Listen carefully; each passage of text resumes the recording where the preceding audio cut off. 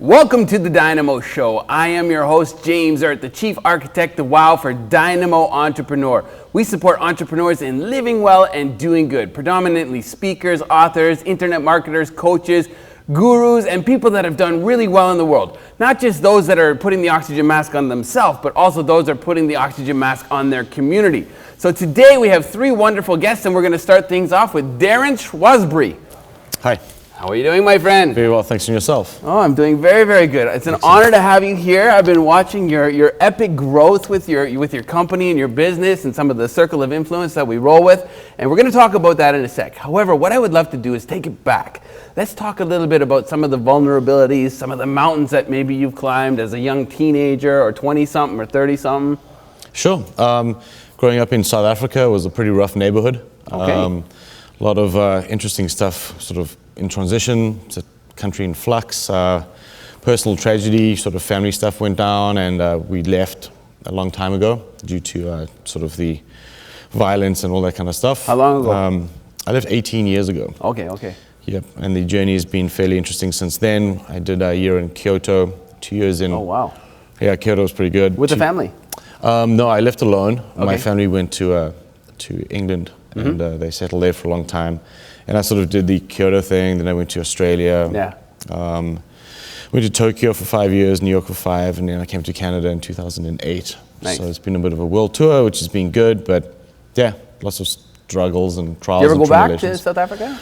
I do, once every 2 or 3 years, normally for weddings and funerals. Yeah. Did you go to the World Cup? I did not, no. I would have loved to see that. You know, my goal on my bucket list is Cape Town. What's that called? The tabletop? Table Mountain. Table Mountain. Yes. Table Mountain, yeah. Cape Beautiful. It's an absolutely The beautiful scenery city. that's coming from there is Great crazy. wineries, great True. food, Yeah. lots of sort of interesting trips and tours you can do. So yeah, it's a great city. You should definitely go. Yeah. Yeah, And then you land in Canada, 2008. What happened then? So I left New York at the height of the downturn. Okay. Obviously things were fairly tricky in Yes. finance in 2008, as we all Yes. know. So that sort of melted down. Got to Canada, basically just myself in a black backpack. Yeah. Arrived in Montreal. Yeah. And sort of made my way since then. And there you go. So now I know you are a entrepreneur, okay? You're a business owner. You've done quite well in your business. But before we actually get into talking about your business, let's talk about a little bit of the values that you need as an entrepreneur to take it from where you were in 2008 to now have this epic rise to where you are right now. Let's go back. Right. I think sort of if you're talking about personality traits and that kind of thing, it's largely to do with just perseverance. You know, showing up is half the battle. The burden that entrepreneurs carry is heavy. Yes. A lot of sort of salaried folk would probably not really do that well in maybe the entrepreneurial space.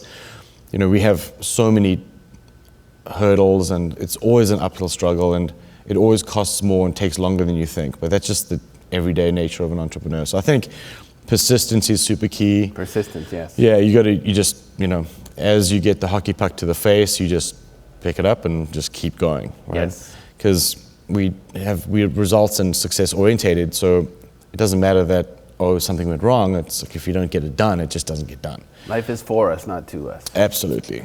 So including the pucks. Yeah, exactly. So persistence. Right, and it's just, I think tenacity is another thing where you just keep going, right? Consistency of tenacity. Yeah, and consistently doing the right thing over time with the right people produces results. I love that you said the right people. Actually, on the way here to the studio today, I did a little video about the leverage of the quality of your key relationships, both personal and professional, is interdependent with the success of your business. Absolutely. Yeah. Yeah, so most people spend half their life twisting themselves into a shape to attract people they hate. Right? So try not do that, right? Yeah, well said. As an entrepreneur, who are you looking for? Well, you're looking for yourself, because you want to attract like-minded people. Yes. Right? Yes. So who you're looking for is you. Yes. Right? And that's since I found that out sort of about 8 years ago, I really have gone to the next level, because I'm tired and I don't want to be something that I'm not. Like, for example, I'm not everyone's particular brand of vodka, but if you like it a lot, right? Yeah. Just find the people that like you and look like you and feel like you and smell like you, and attract those, because there's enough of them out there. That's right. I think Tony Robbins says a third of the people will love you, a third will hate you, and a third don't care. Exactly. Right? Focus on the third that do. Now, what motivates Derryn? I literally think I'm doing God's work. My business is insurance-based. Another one of the hurdles was my father died without life insurance. Okay. And that was a very, very bad thing for our family. It caused a lot of infighting. It really was, it ripped us apart basically, because everyone was grabbing for money and it was just a mess.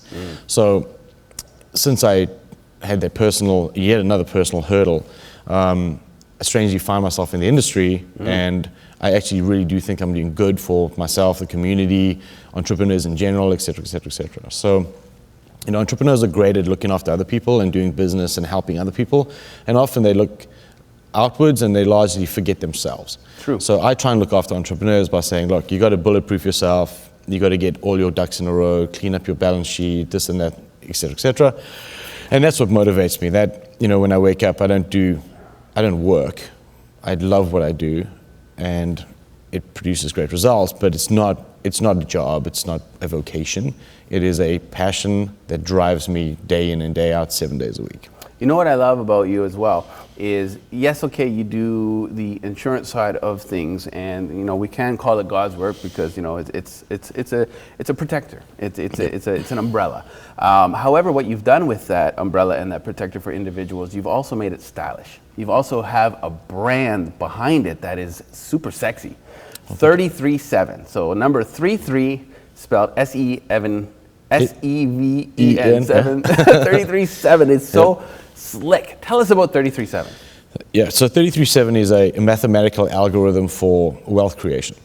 So essentially it's a algorithm that you take 33% of your net worth and you put it into 3 buckets. Okay. So assured assets, managed assets, and property assets. Those are your 3 buckets. And the 7 stands for 7.2, or the rule of 72, which means that if you make a net return of 7.2% every single year for 10 years, you will double your net worth. So taking as little risk as possible whilst doubling your net worth every 10 years is quite, as you would say, sexy. It's pretty good. I love it. So I came up with the algorithm for my own family wealth and looking after my own stuff, and it's done really well for myself and my family. So then I thank you, I just give it away.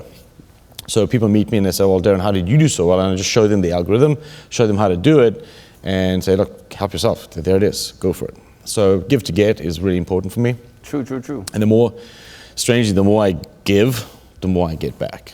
Right? Love it. And love it. Law of attraction. Exactly. It's like open source code. Like give the source code out, see what comes back. So that's my algorithm. I give it away for free. And I just love it. And it's worked really well for the last 18 years. Now I say, we were having the conversation earlier, and you were mentioning that entrepreneurs are the knights of the 21st century. Correct. Let's expand a little bit on that, because I think it's a cool concept. So, to the victor go the spoils is the old analogy. Entrepreneurs are the knights of the 21st century.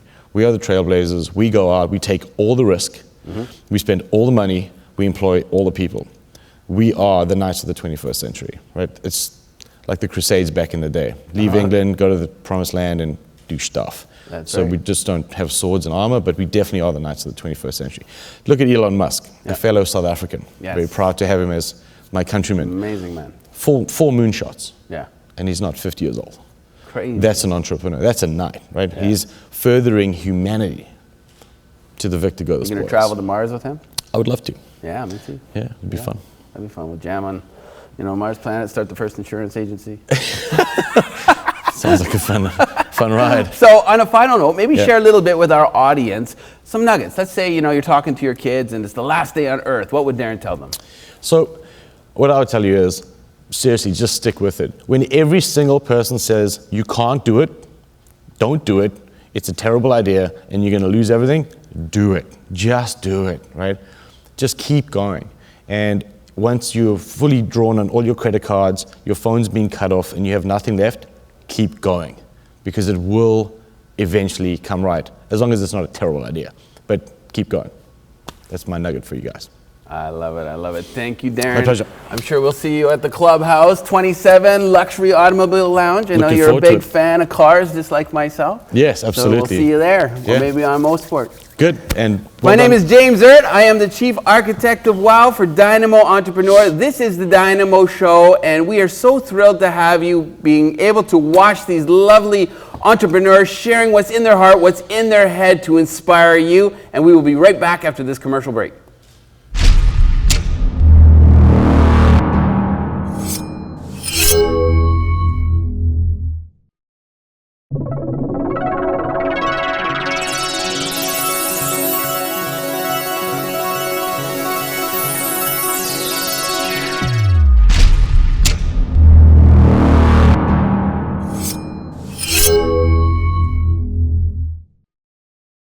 Welcome back to the DYNAMO Show. I am James Erdt, and we are interviewing some amazing guests today. We're going to keep things going, and without further ado, we have a good friend of mine, Kelly Wynne.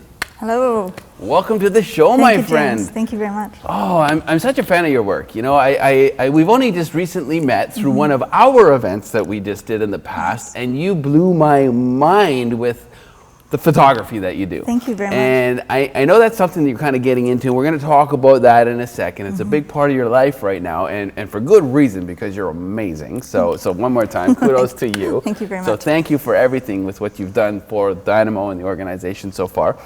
Let's take it back, okay? Let's talk a little bit about the vulnerabilities in your life, some of the challenges that you've overcome, on your way to this point today.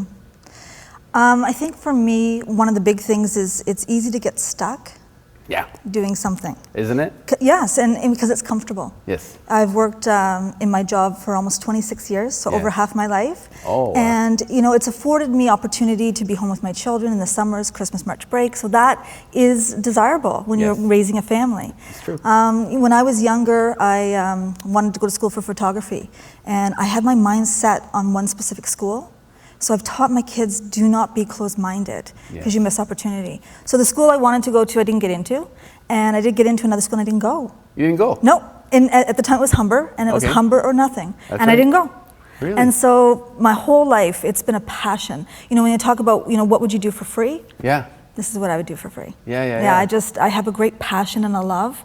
And so the obstacle for me, I think, was getting stuck. And then, you think, and then fear creeps in. Yes. And it prevents us from moving forward. False evidence appearing real. Absolutely, absolutely. And so, a new acronym I heard for it was feeling excited and ready.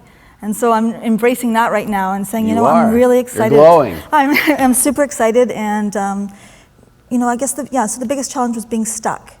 Now, has And- it always been a hobby? Like even during the days of, the family life and the job, has it always been a hobby that's been pretty Yes. much a primary focus of yours? Yeah, my children were born with a camera in their faces. pretty much. In their faces, but Pretty what about much. in their hands? Are they following mom's? No, not really. lead? They're really helpful. Like Yeah. both my boys will often assist on shoots. Oh, good. My husband, So How I'm old are very your boys? fortunate. Gosh, Matthew is 20, Nice. and Luke's turning 19 in December. Yeah. Yeah, and my stepdaughter Faith actually has been very helpful as well. She shot a What a wedding with great me. name. Yeah, That's a great so name. I'm very fortunate. I have a lot of support. Yeah. So it's something that I've done throughout my life. Yeah. And it's just time. My soul is doing a happy dance right now. Yeah, I'm super yeah. excited about where I'm headed. Yeah, and your husband's obviously very Super supportive. supportive, You know, yeah. he's hanging out too at some of the events, and I see how Yes. proud he is of you. He So is. kudos to that. Yes. You know, is he supporting the shift? Absolutely. That's I wouldn't be great. able to do it without him. Oh, you know, wow. so he said to me, I said, I feel like I'm done with Yes. what I'm doing and it's time to move on. Nice. And so he said, bring me a plan Yes. and let's sit down and go over it. Oh, wow. And so I put a plan together Nice. of, what I was going to, put in place and what it looked like, me Yeah. leaving my position that I'm in now. And he said, yeah, I can support that. And so I'm done my job. December 23rd is my last day of work. Woo! Yeah. Nice. And so Very good. today I actually took a holiday so I could be here. So Oh, good. yeah, I feel it's very interesting. One of the things I learned, James, is once I closed a door, like doors open for me. And Isn't that the like truth? meeting you has been such a catalyst for me and such a like it's opened up so much for me, and I'm so appreciative. I can't very even tell you. welcome.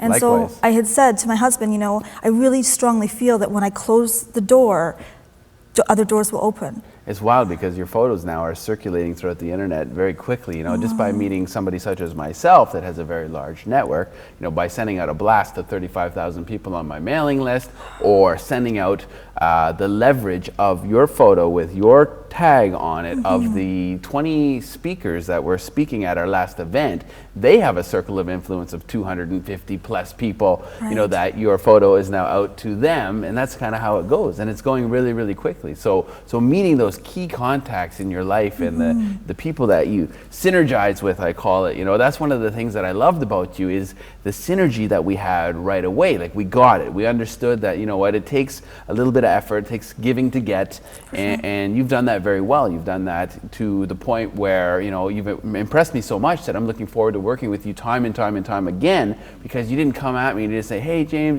this is going to cost you X or X or X, or nickel and dime you here and there. You were giving, and all the other photographers that are nickel and diming me, I'm not even paying attention to them. I'm paying attention to you. So one more time, kudos to you. Thank you So very let's much. talk about your business. Let's talk a little bit about, the photography business that you're shifting into right now. So right now I'm feeling extremely open to Yeah. opportunity. This is something, it's very interesting. Can I share a quick story? Yeah, So for I was sure. telling Neil actually that 9 years ago, Yeah. I had done a vision board. Yeah. And I had read an article in a photography magazine about this photographer who shot behind the scenes Yeah. on movies, actually. And it was called Shooting with the Stars. Oh. And so I had put that on my vision board. Great title. And so then when you gave me this opportunity to come and shoot on a set, I was like, oh my gosh, It's that's so happening. amazing. It's like 9 years later, but here's manifested an it. opportunity to be, in this environment. Yes. And so I'm super stoked. So I feel like I'm just really open-minded about whatever comes my way. The other thing is I am looking at, from a smaller perspective, is doing some in-home newborn photography. So between day 5 and day 14, and being able to go into the You're very homes. passionate about that. Well, I have a Yeah. real passion, for women and children. Yes. And, and family life, and I think to myself that the opportunity to go in, provide that, capture that precious time,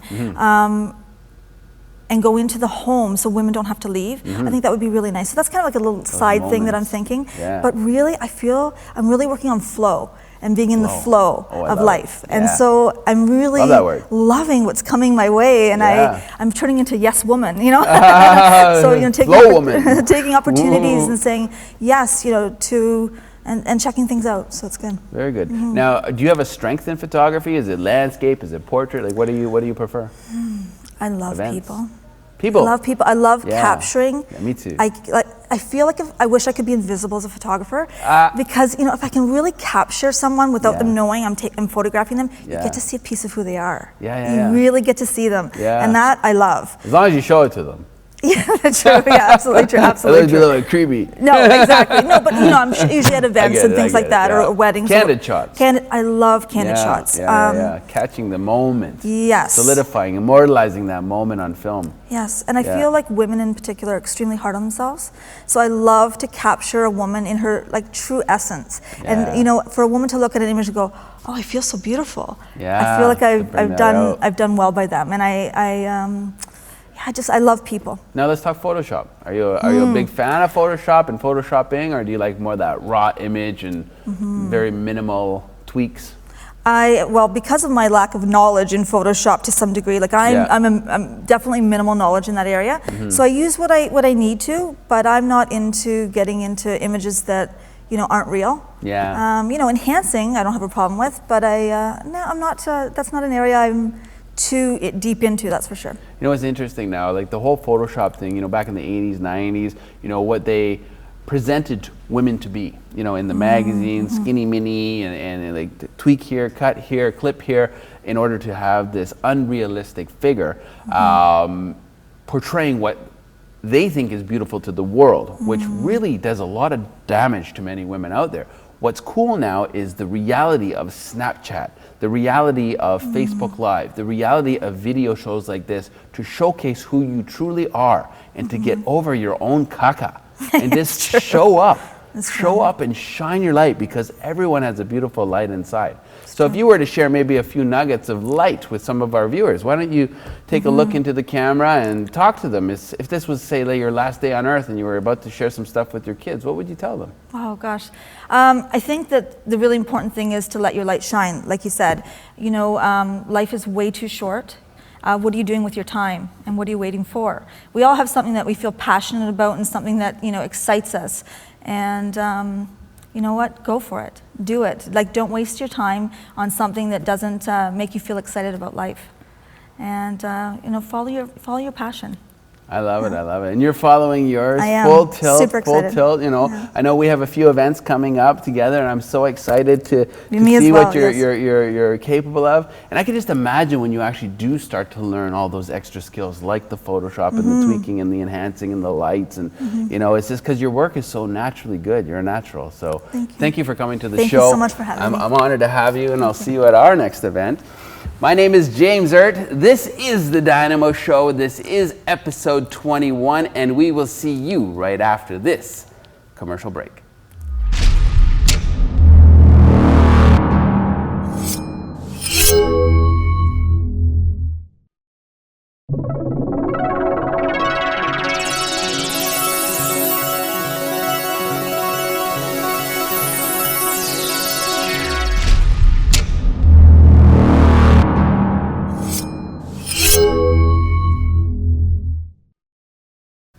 And welcome back to the DYNAMO Show. This is episode 21, where we interview experts and entrepreneurs who are living well and doing good in the world. I have one of my favorite entrepreneurs on set today, Mr. Steve Robinson. How you doing, James? I am doing amazing. Thank you so Good to much see for you. being on the show. You're very welcome. I know we haven't known each other long, and we actually met at the 27 Automobile Lounge party. We did. And since then, having the mutual love for exotic cars and super luxe vehicles and just the prestige of that whole lifestyle that surrounds that, I've been such a fan of your work. But before we get into talking about your work and talking about the lounge and the club itself, let's talk a little bit about you. Let's talk about, going back maybe to your 20s, your 30s, even your early 40s. And were there any big mountains that you kind of overcame? Wow. Yeah, there was quite a few over the time. I'm a serial entrepreneur at heart, and which means I don't necessarily stick within my industry, and I open up a business, I grow it. My love is for growing the business from scratch, taking that baby that no one thinks can exist, bringing it to existence and growing it. So, I had my first business when I was in my early 20s. That business did very well. It was in the computer industry. I even invented a little circuit which went into most computers. And then, of course, Dell came on the scene and things changed, so I had to close up that business. And then went into our family business after that, and we grew that to be one of the largest companies in Canada. Nice. And that was then acquired by a larger corporation. Okay. What was that involving? That was emergency property restoration. Okay. So fire, flood, disaster recovery. Nice. So helping people out whenever they were in need, Troubles. really. Yeah. And then this latest iteration is the 27 Club, which is a whole new hospitality type environment, a social business network club. Now, as a serial entrepreneur, I was actually asking some of our other guests about the traits, the personality traits, and the characteristics that are prominent with people like ourselves. Care to share some in yours, or some that are important? Yeah, risk tolerance is probably one of the highest ones. Persistence as well, and you have to have those things, and an abundance of self-confidence. Yes. Because generally nobody believes in anything that you're about to do. Yes. And only an idiot would risk everything they own for something that seems undoable. As a pioneer. As a pioneer. Yeah. So you have to somehow have a belief in yourself that other people don't have. You have to believe somehow you're able to do what other people can't do. And then that risk tolerance, which allows you to continue even when the risks look really scary. I have a little formula that I use in life, which works both personally and professionally, which is basically risk plus barriers equals reward. And so whenever you're deciding to do something, and the reward is quite high, the end reward, and the risk usually means the risk is quite high, somehow along the way barriers appear to challenge your willingness to get by them, to see if you're willing to spill enough blood to get by them, and when you finally do, they knock down and you get to the reward. But in between there, it's not such a fun place to be, and most people don't like to be there. But entrepreneurs sort of live for that feeling of getting up in the morning and not sure whether or not you get eaten by sharks that day. It's true. It's so true, and that can be an addiction.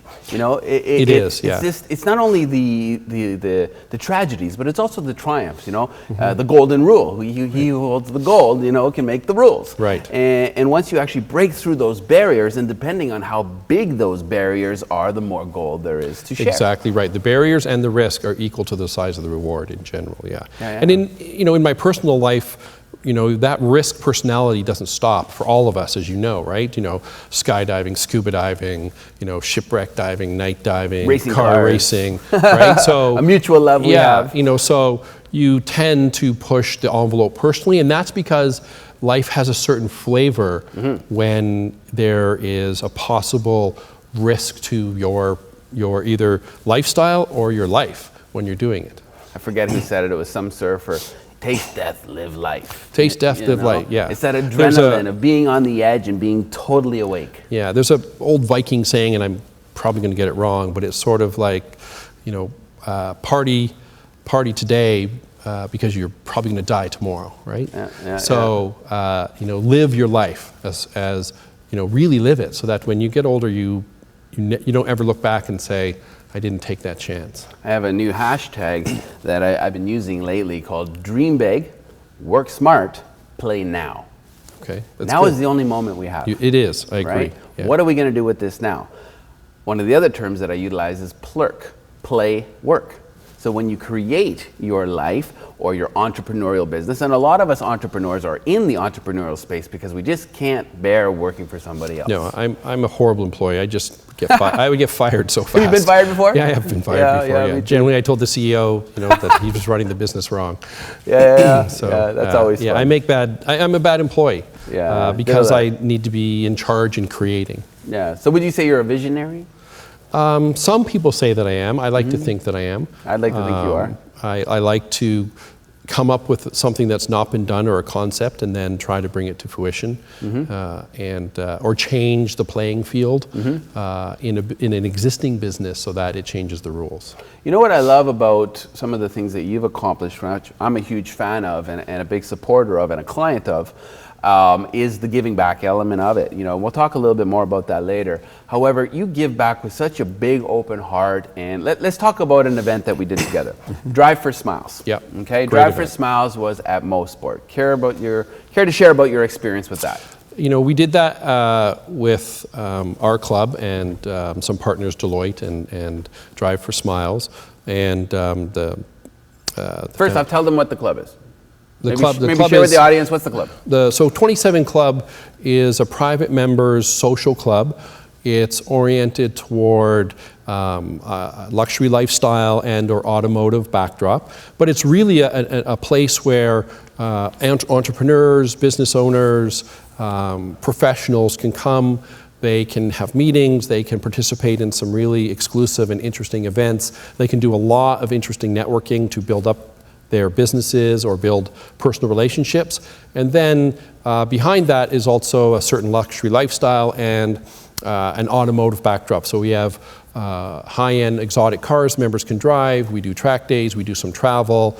It's really a great place to hang out and experience and build friendships and business relationships.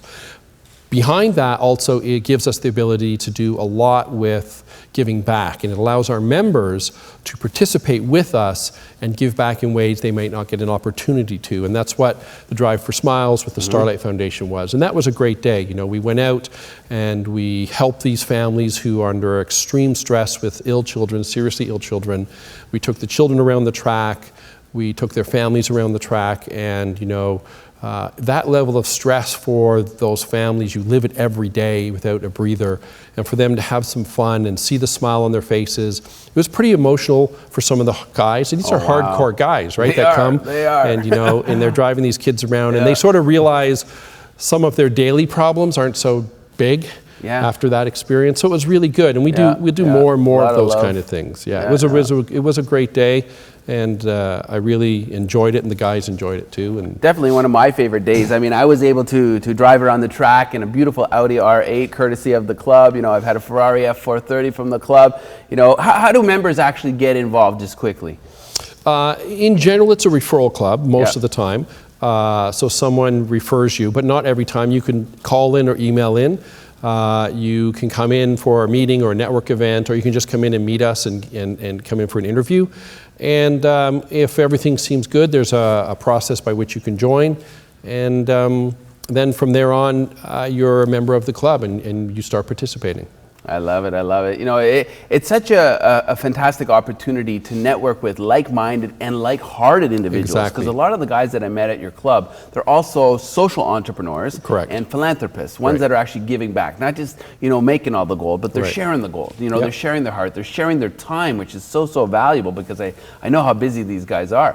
One of the kids that I actually had the privilege of taking around, the only thing that actually worked on him was his eyes. I don't know if you remember. I remember that in the video. Jacob. Yeah, I remember that. And they put him in the car, and he was actually sliding down. I actually had to stop the race for a second. I was basically like, you know, hold on, let's put him up properly.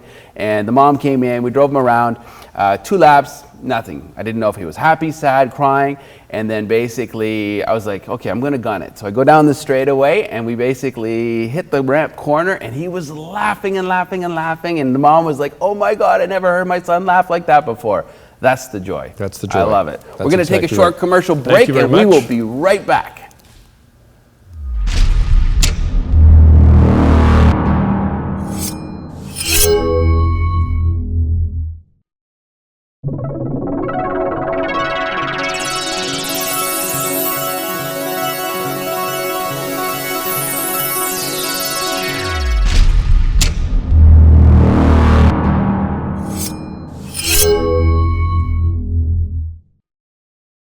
Welcome back to the Dynamo Show. This is episode 21. I am James Erdt, and we are interviewing the CEO of 27 Luxury Automobile Lounge, Mr. Steve Robinson.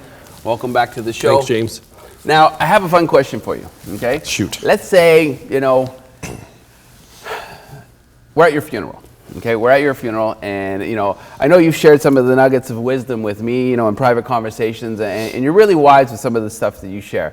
Let's say you're talking to your kids or talking to the world at large, some of the world's youth. 1, what would you say to them on the way out? And 2, how do you want them to remember you?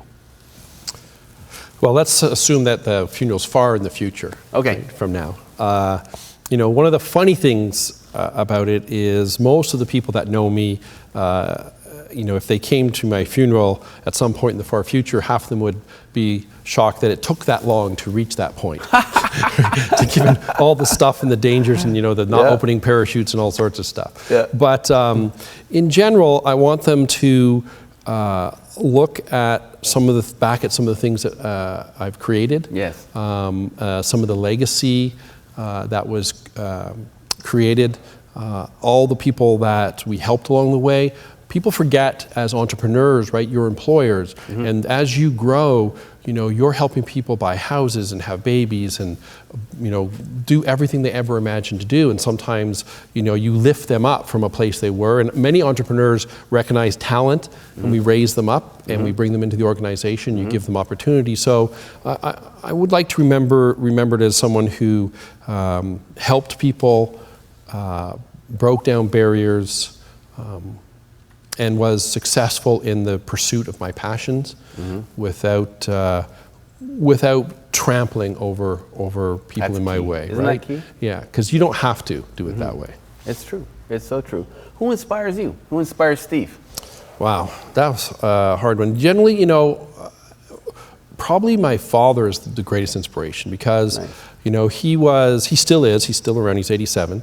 Tough guy. Good health? Good, frail, but good health. Yeah. You know, and he comes from that generation where they are Entrepreneur? tough. Yes, but late entrepreneur. So, Okay, gotcha. you know, he came, and he is part of the reason I'm an entrepreneur because, you know, I was, in my teens, he would bring home these tapes like Search of Excellence. And I say nice. tapes, you know, for those guys that, you know, there was no YouTube, it was videotapes, right? VHS. So I would watch those and, you know, sort of get impressions. And he, even though he was an employee, a senior employee, he would talk at the table about how the best way to achieve wealth is on your own as an entrepreneur. So, you know, when he retired basically at 55, and then he risked all the family's money to start what became the family business, which was the restoration business. That's right. And worked, you know, 20 years at that after that. So, you know, he's a tough guy. And you know, when he was a young kid, you know, he started working at, I think, 12 or 13. And he was one of the young guys who helped develop the paint roller, right, in Toronto. Very cool. So, you know, he always gave me a lot of advice. Words of wisdom, also just an attitude of keeping that positive sense of humor, not losing your mind when things get out of control. It was, you know, it was good leadership. He didn't always know exactly what he was giving us, but it turned out to you know, serve me well. What does he think of 27? I know it's not kind of the business that he was in. Yeah, his line of work is completely different. He loves the concept. Nice. He's excited by it. Do you like cars? He likes cars. He was never a big car. He comes, again, from that generation that was more practical. Yeah. You know, get a job, get a house, Yeah. get married, raise kids, Yeah. worry about other stuff later. Yeah. But, you know, he loves watching a concept build, right, that didn't exist. So, yeah, he loves that.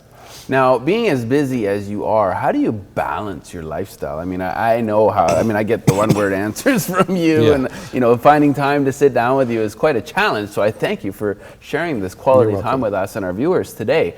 Maybe share a little bit about some tips on life balance. As an entrepreneur, that is extraordinarily hard. Yes. And what, in reality, you know, no lies. The concept of life balance, which exists today, which is a big idea, is tricky for an entrepreneur in the beginning, right? If you want to be an entrepreneur that's starting a business from scratch and building it from scratch, you are going to pay a high price. It is a high price to pay. That's why not everybody does it. The trick is, and the most important thing to do as an entrepreneur, and many struggle with it, is to, as the business matures, putting the right people in place that allows you to download certain key people in place that you can download with the single goal that the business becomes self-managed. Generally within 5 years would be the goal. 8 years max, but generally within 5 years the business is self-managed. And then life balance really kicks in, because then your life really, you have the time to do what you really need. And enjoy life, enjoy family, and do all those kind of things. But you are going to pay a price. You can't really get around it if you want to be successful. There's no magic bullet where I get to stay at home with the kids or watch TV and the business magically grows. But the goal is life balance. Yes. And that should be in your strategy as time goes on. Now, one of the things, I actually had a conversation with a friend of mine who's also a very, very successful entrepreneur. He's actually one of my coaches, and he says there's artists and there's entrepreneurs. So an artist is somebody that's working on a business, you know, they go through the whole entrepreneurial steps and they think they're an entrepreneur and it's going to last forever. You know, we're going to build this business and it's never going to end, right? Because they're so passionate and they're so tied into their own project versus being a guy like, take for example, Richard Branson, build it to sell it, right? Is an entrepreneur more like the build it to sell it kind of guy, or are they more like the artist? And which one are you? Wow. Personally, I'm a little bit more like build it to sell it. When I start a business, I always generally have a plan of having the business ready that someone could take it over within 8 years. 8 years, very good. So from my perspective, because to me, entrepreneurs and artists are actually the same. So my interpretation is different because they're both creative processes. They're just different creative processes. But an artist designs something that he wants to keep on his shelf or to sell it, right? Most artists make art because out of love, but they sell it. Business owners or entrepreneurs technically should do the same thing. You build the business out of passion and love, but you should plan that one day you pass on that piece of art and sell it to someone else who can then move it on from there because you've already created it. It's, in my mind, they're the same, not different. That they're both artists and they both build something from nothing, create, and then they both sell their art. If they want to eat anyhow, right? It's true. One of the things that's so cool about your business as well is the branding. You know, 27, super cool logo, design, concept, everything like bang on. I'm so impressed. Tell us about 27. Where did that come from? Well, the name itself came out of some research I did in Formula One. And that was, when I was trying to name it, the business itself had certain characteristics I wanted that represented entrepreneurs, the people that I wanted in the club. Risk tolerance, courage, fearlessness, commitment, passion, all those kind of important things that entrepreneurs have, and also race car drivers have them. That's right. And in Formula One, what I discovered was over many years, many talented drivers drove under the moniker 27. Senna, Hunt, Proust, Andretti, Villeneuve, and I can keep going. And all of those guys represented this unofficial club of people that represented the characteristics of the people that I wanted the club to represent. And so that's where I got the name from. The idea actually came from creating a space in Toronto or Mississauga or GTA that was exclusive, didn't exist somewhere else. A little bit of selfishness in the sense it allows me to do the things I like to do. While being paid to do them. So Plurk, I plurked, right? That's your. I basically created Plurk. You did. And I also get to hang out with new individuals like yourself and other ones that I meet, and I learn and I grow, and the company improves, and so it became a great place to create. I love it. I'm so grateful to have you on the show. I will Thank you. see you at the clubhouse. Yes. I am James Erdt. We were here with Steve Robinson. This was episode 21. Thank you so much for tuning in, and we will see you on episode 22.